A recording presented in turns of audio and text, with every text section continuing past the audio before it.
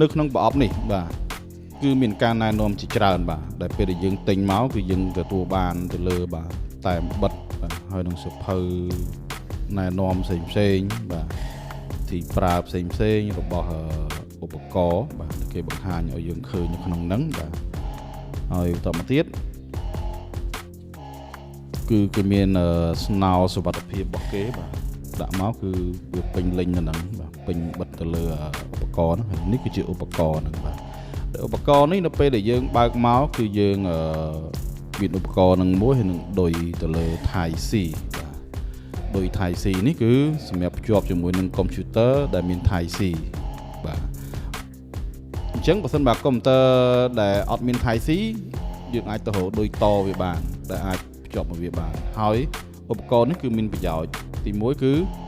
យើងអាចប្រើជាមួយនឹងខ្សែ direct ជាមួយកុំព្យូទ័រក៏បានយើងអាចប្រើវាជាមួយនឹងការ connect Bluetooth ក៏បាន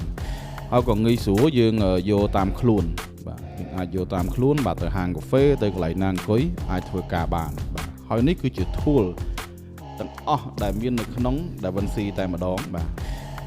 វាមាន tool ដូចជា saturation បាទ highlight បាទ shadow បាទហើយមានកន្លែងយើងលាយ tone color កន្លែង white balance នេះ